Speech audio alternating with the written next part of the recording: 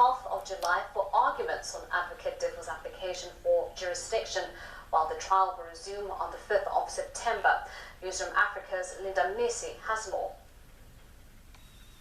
This week, the trial kicked off with a much-anticipated response from the Director of Public Prosecution in the South Gauteng Division on the status of the second docket, which implicates singer Kenny Khumalo and 6 others were in the house when Meyiwa was shot. This office did not make any decision or otherwise regarding the case docket.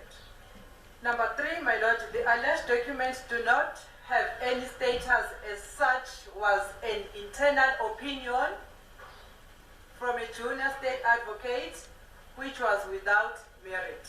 Advocate Mshololo lambasted the state, saying prosecution put the trial to shame for failure to disclose this docket before the start of the trial. She said this led to a delay in the continuation of the trial. Lawyers for accused number 1 to 4 were the only ones who had received the docket prior to the start of the trial. The state hit back on Monday, saying Advocate Mshololo had actually received the docket. The trial started, my lord, on the 11th of April. When the trial started, the state had not disclosed to me the existence of this docket. And now the state is lying to say I said to this court, I know about this second docket. When Mshololo had received a letter from the Director of Public Prosecution in the South Gauteng Division on Tuesday, she then placed on record some of the particulars she would also require. I am asking for an order directing the DPP South Gauteng to give clarity, my lord, since Exhibit C1 refers to a junior who has made an opinion. C1, my lord. Yes. Refers to a junior who has made an opinion. Then now the DPP South Gauteng is the head of the office now. Then he must give clarity on the decision, if there is any, that has been made under the case, docket case 375, my lord.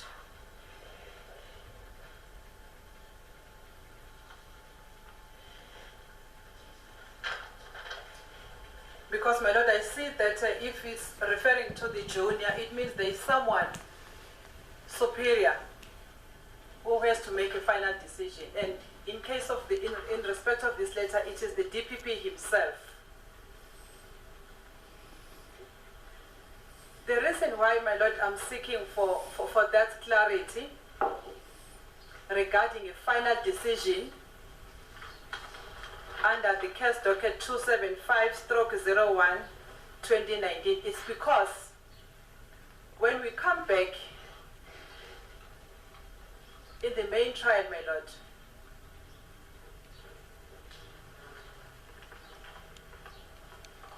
I want to know the status of the people mentioned in Exhibit C, my lord.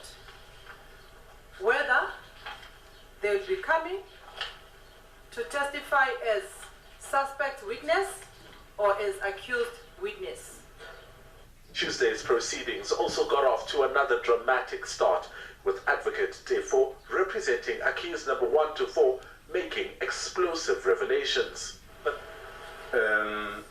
Advocate Waloi was in possession of 375 as early as January 2020. Mr. Chauke has just been disingenuous. Vincent Nsuke is not a junior state advocate, he's a senior. He's at the High Court. Kelly Khumalo could have been arrested together with 5 accused on the 26th of October 2020. But these could not be advanced and only landed him in hot water with presiding judge Chipiwa Maumela for failing to follow legal procedure. You as an advocate cannot come here and give evidence and you say you are giving background, yet you are giving details and names and all that.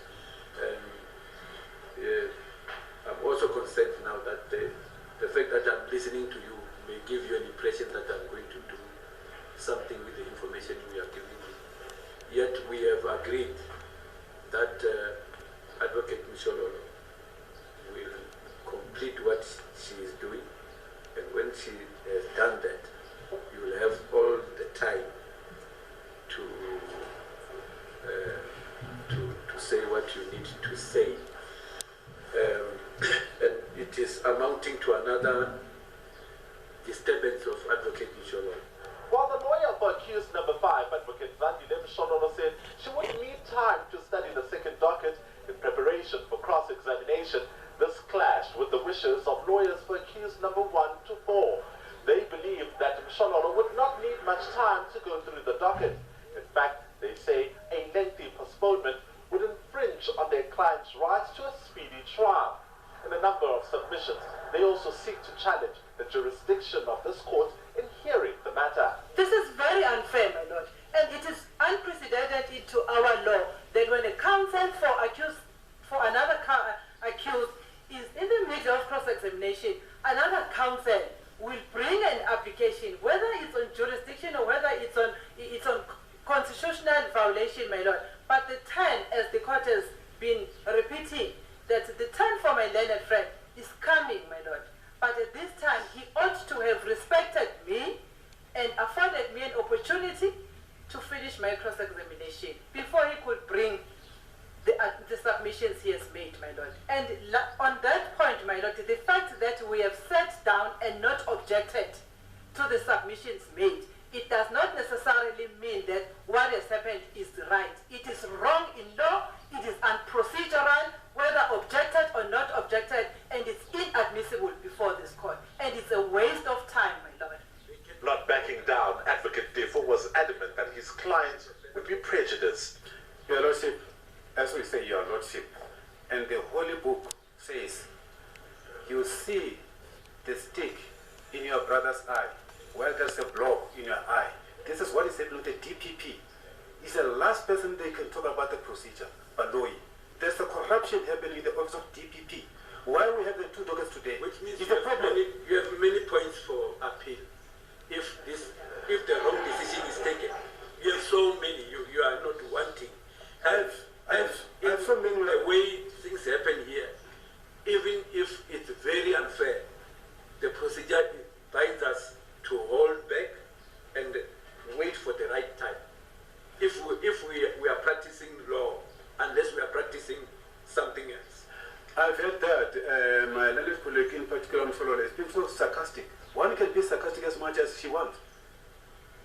I'm not interested in that, sarcasm.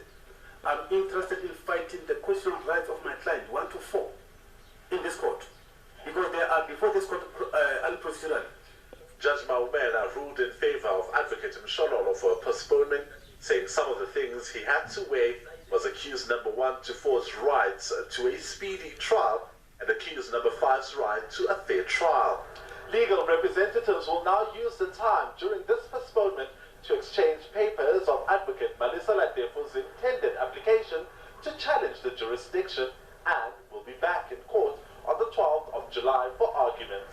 Trial will resume on the 5th of September, where Advocate Mshololo for accused number 5 will continue with cross-examination based on the second docket.